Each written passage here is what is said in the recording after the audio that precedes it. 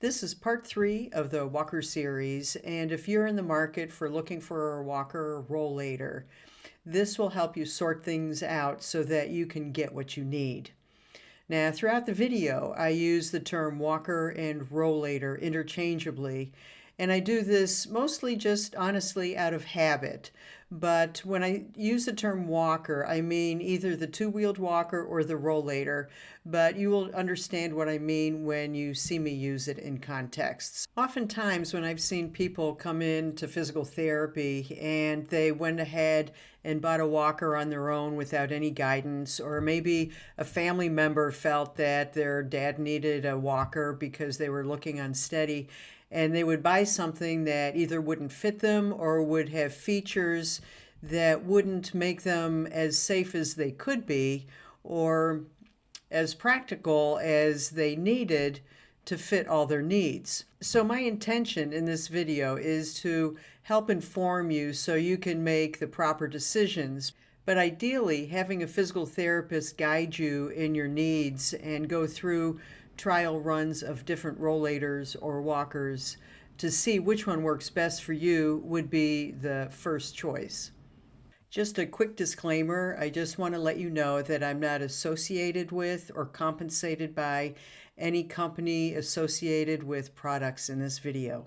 One thing that is universal when you go and shop for a walker, you want to make sure the handle height is the correct height.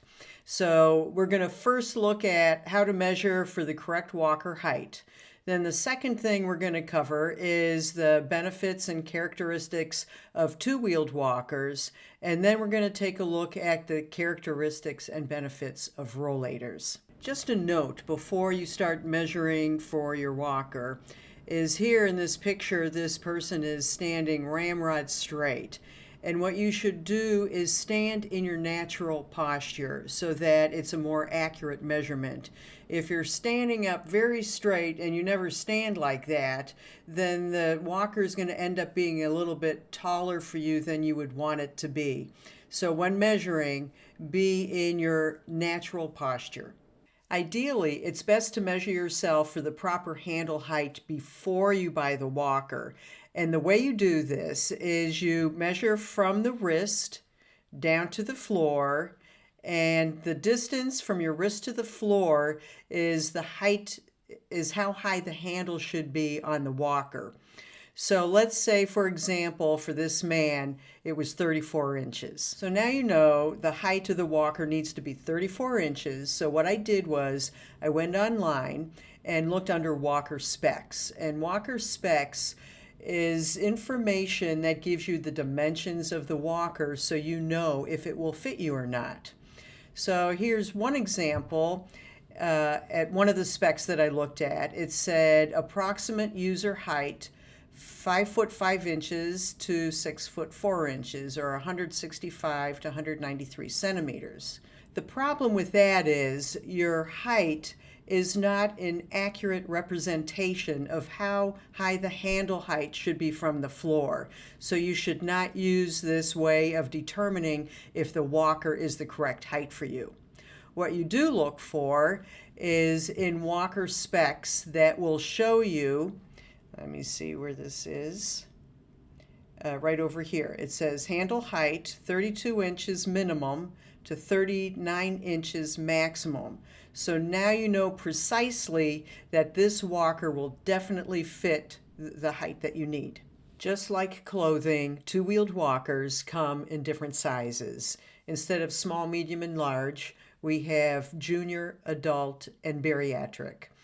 The junior and the adult walkers are the same in all its dimensions except for the range of the height handle. Now the difference between the bariatric and the other two is it is a wider walker. That's the main difference.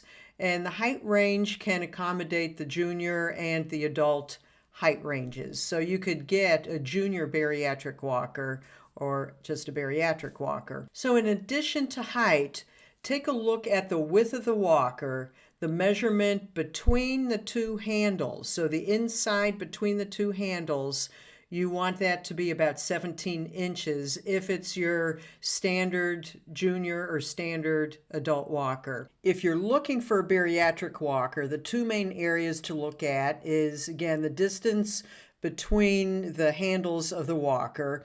In the bariatric walker, it's 20.5 inches, but I would say look at anything that's above 17 inches. And I would say to confirm if it's a bariatric walker or not, you look at how much weight capacity it can take. So typically bariatric walkers can take up to 500-pound weight capacity. And that way you can confirm if this is a bariatric walker. I wanted you to see this walker. It's a two-wheeled walker, but it also comes with a seat. And the nice thing is the seat flips up out of the way. We're going to talk a little bit later about the advantages of that kind of seating. But I wanted to go through the specs again as far as, seeing if the dimensions would fit you or not. So the handle height the maximum handle height is 39 inches and the minimum handle height is 35 inches. So when you're at home, measure the distance of your wrist to the floor and see what your handle height is and see if this is a walker that would fit you, just for fun, as an exercise. The width between the handles is 18.5 inches. Now, we had just talked about the standard width for a rollator or walker is 17 inches. So this is a little bit wider than your typical standard walker. So just some consideration. Is this something that would work better for you, or is it something that's maybe too wide for you? So in summary, regarding the two-wheeled walker characteristics, they are the lightest of all walkers. So because they're light and compact, that also makes them the most portable, so you can get it easily in and out of your car. They're more stable. If you're having trouble manipulating a four-wheeled walker and it's getting away from you, the two-wheeled walkers are more stable than the four-wheeled walkers. So that's just a consideration. Also, the two-wheeled walkers don't have any handbrakes because they don't need them. So if you have trouble with maneuvering with the handbrakes, then you don't have to deal with that with the two-wheeled walker. It's just simpler. Now, the two-wheeled walkers have typically 5-inch wheels, so they're a little bit of smaller wheels. So they're primarily used for indoors. Now, the 5-inch wheels work fine indoors. They do quite a good job, but they do have their limited outdoor use. It doesn't mean you can't use them outdoors, but they're really reserved more for shorter distances, like going from a building to the car or going out to a restaurant, that kind of a thing.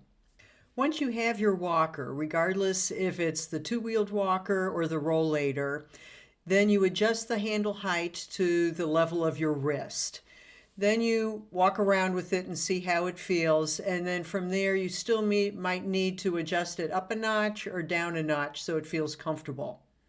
Next, we're going to talk about characteristics of four-wheeled walkers or rollators that you may want to consider. One of them is just simply that rollators are heavier than two-wheeled walkers, so that may or may not be a consideration. We need to look at portability. How heavy is the rollator? There's quite a range in terms of weight of rollators. And how do they fold up? That might impact their portability as well. Then we're going to take a look at wheel size in terms of what diameter wheel works best in what kind of environment, which can help you make your decision in terms of what your needs are. And then there's some considerations about the seat of the rollator. There's different types, and we'll take a look at that. And then lastly, rollators can be used indoors or outdoors, whereas two-wheeled walkers are primarily used for indoors. The rollators are a little bit more versatile. For 29 years, I have worked exclusively with people with Parkinson's and similar movement disorders.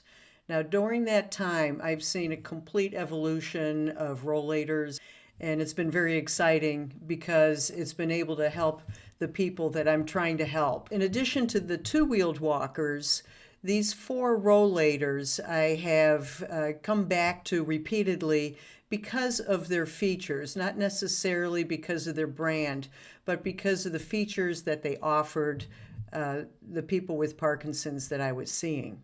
Oftentimes, deciding which rollator to get is a decision between functionality, safety, and financial. Fortunately, when I was working, I was able to have my patients test drive the different rollators. And it was almost a necessity to do that to see how people respond to each type of rollator, because just by looking at a picture, it's really hard to tell how well you can maneuver it. The rollator in the bottom left here is the most generic and the most economical one. So once we test drove with this rollator, if it seemed to be safe and it worked out for them, then we would opt for that one.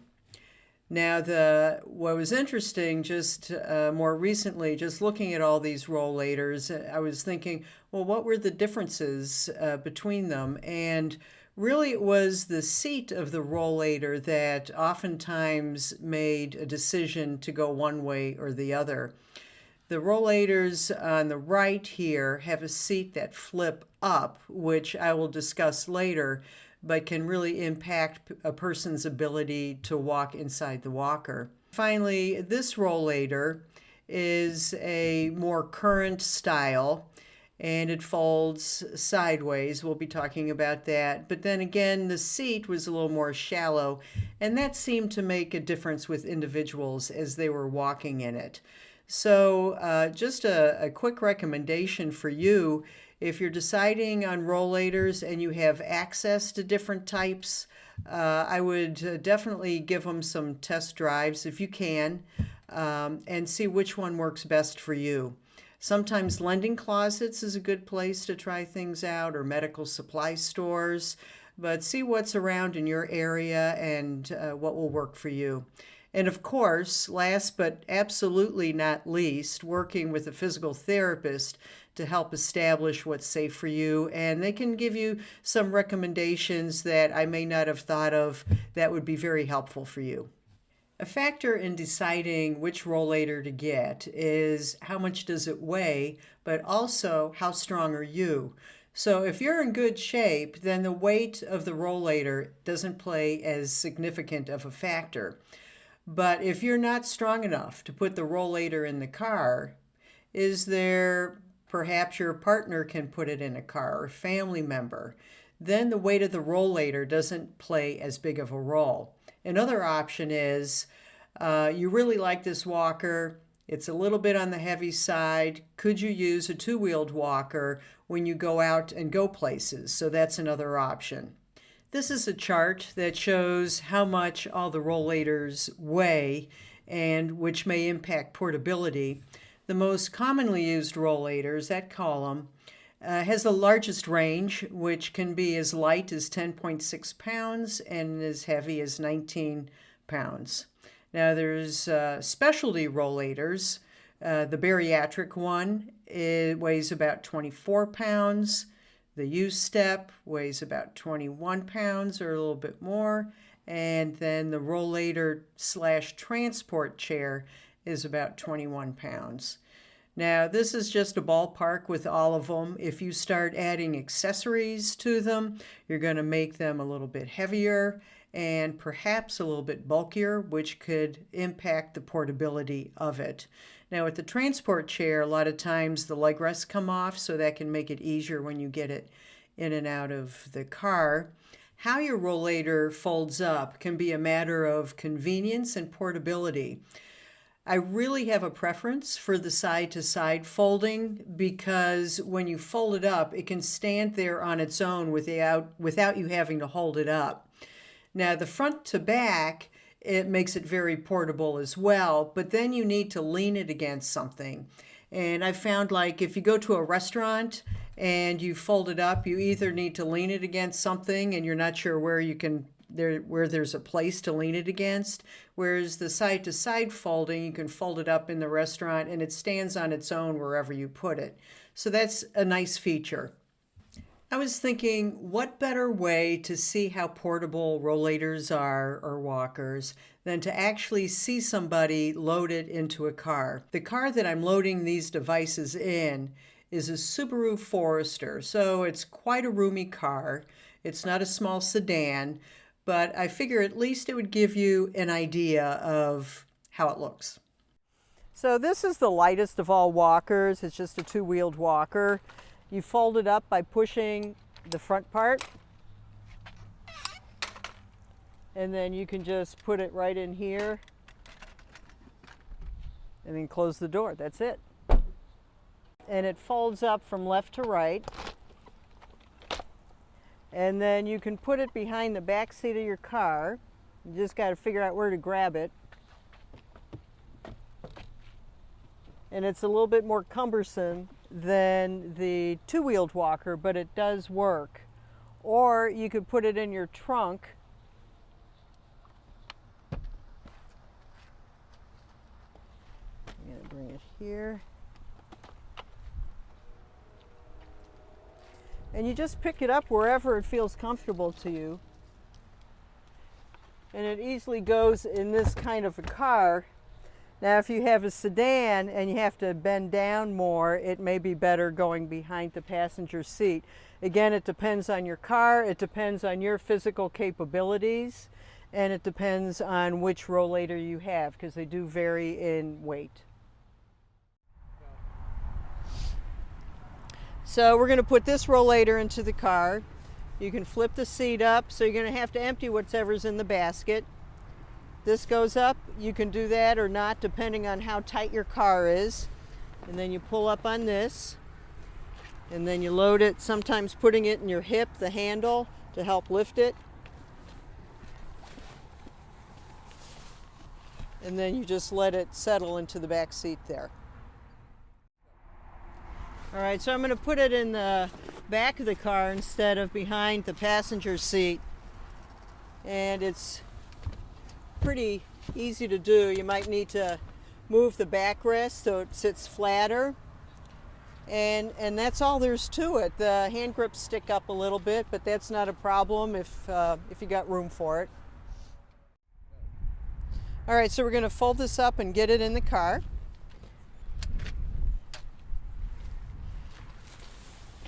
There's a latch here to help lock it in place. Okay.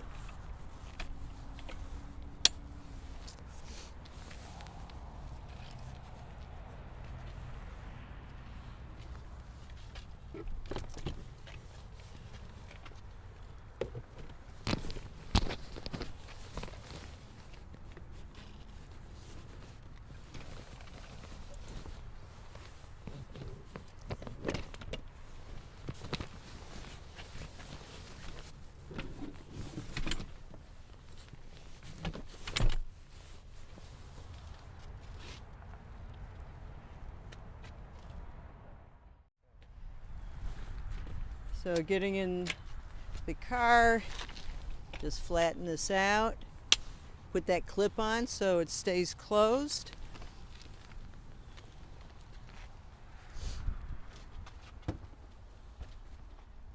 Angle it in.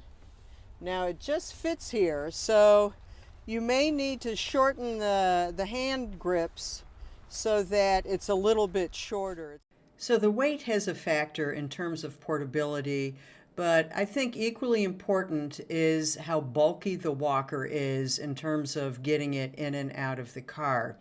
So the best way to know if this rollator will work for you in terms of loading or unloading is literally take the rollator that you're thinking of purchasing and try it out. Try and get it in and out of your car and see if you can do it. I think that's the best way of approaching it. This chart on wheel sizes will give you some guidance as far as what wheel size to look for when you're looking at rollators and where you're going to be able to use the rollator comfortably dependent on the wheel size. For example, typically the two-wheeled walkers come with 5-inch wheels, and that's perfect for indoor walking. And you can also walk outdoors, but it's really more limited in terms of how much outdoor walking you can do, partly because the wheel gets caught on all the cracks, and it's not a friendly walk. It's a little bumpy. The 6-inch wheels are okay if you're walking, let's say, on sidewalks and relatively smooth concrete or asphalt. But if you start getting into cracks more, the 6-inch wheels again are not quite as friendly. Once you hit the 8-inch wheel size, then you can comfortably walk outdoors on sidewalks, on asphalt, and a little bit of bumpy terrain. And then 10 inches or more, you can go walk on the grass and rougher terrain. So you want to match up your terrain with the size of wheels, and then that gives you a better maneuverability when you're using your walker or rollator. Here's an example of somebody that's walking in their lawn with 12-inch wheels. For me, this was highly unusual because I didn't have much exposure to these bigger wheels, and it was incredible how well he was able to maneuver on the grass. We were practicing anti-freezing strategies while we were walking, especially turns and staying in the walker, and I think he did very well. You'll see.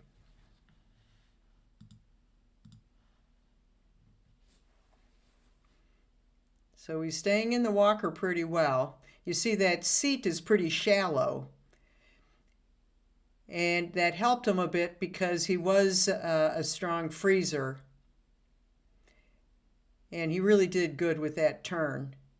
So this type of walker really serves him well. If the generic type of walker works well for you and you're considering getting one, here's just a few considerations to think about before you buy one. This is your generic rollator, and there's just two features I want to point out just for some consideration when you're going out to get a rollator. The first one is the backrest.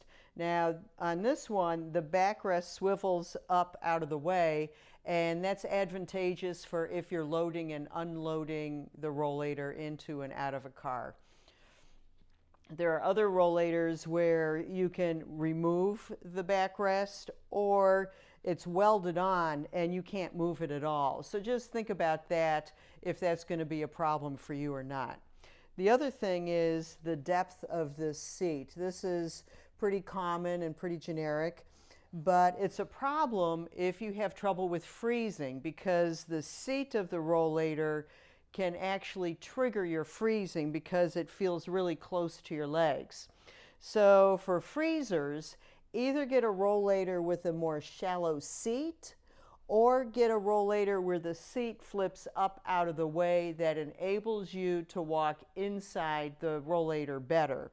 Now this one does flip up, but it flips up for storage. So you still have the problem with this area interfering with your walking if you're a freezer. So there are rollators where the whole seat flips up and there's nothing inside here to block you from getting inside the walker, and those would be good for freezers. Here's an example of the more modern version of the generic rollator. This individual has Parkinson's and also camptocormia, which is an exaggerated forward bending of the spine, which then causes back pain. And his walking is limited because of the back pain. By using this rollator, he's able to walk basically anywhere because it supports his back and relieves his back pain.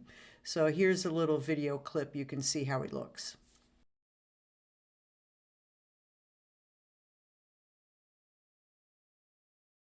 This is a rollator with a flip-up seat. The rollators that look like this tend to be a little bit heavier. They're a little bit wider, so they're more for bigger individuals. 4 wheels, seat and hand brakes, but the main thing is the seat flips up so that it helps with controlling freezing a little bit if the seat tends to be a freezing trigger. So here's another version of the flip-up seat rollator. And you can see here that when the seat's flipped up, it opens that inside area. And here's just a little video so you can see how it works. And here you can just flip it up. And as you see, that opens up this whole area for you to go ahead and get inside of, and then you can start walking. So this is a good seat for like people that freeze. And then when you get tired, you just lock the brakes, put the seat down, and then you can turn around and then have a seat. We're briefly going to talk about three-wheeled walkers, and I'm personally not a big fan of them. I don't think that they're quite as steady as their four-wheeled counterpart. They don't have a seat, and the storage bag is quite large, which can be a plus or a minus, so it can store a lot of stuff, but you can't really walk well into the walker, and it's a trigger for freezing the bag itself. The portability, I think, is better than the Rollator, but it's a toss-up. So here's the U-Step walker. It's a specialty kind of walker. It's kind of unique in and of itself. It has a more shallow seat, which is good for freezers. Of the Rollators that I loaded into and out of the car, I would say the U-Step was the most difficult to get in and out of the car. But here's some things that I like about it in this video. Some considerations for the U-Step walker is the braking mechanism is different from the conventional Rollator.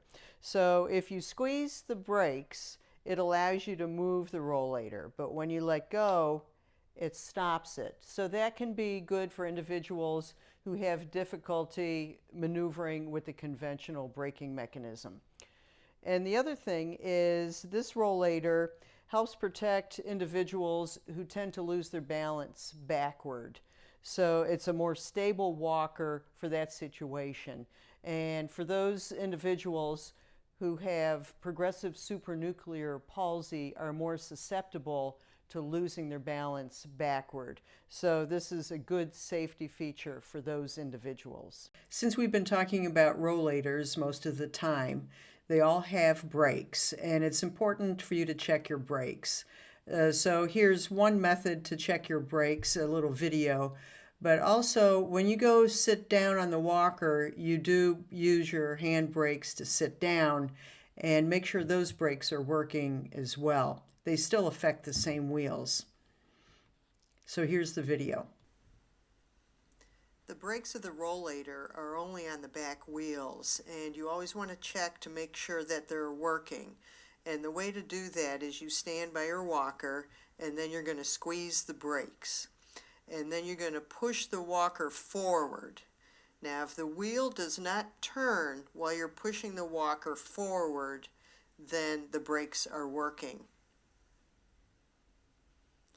Now, if you squeeze the brakes and then you push the walker forward and the wheel is turning, that means the brakes are not working properly and you need to have them adjusted.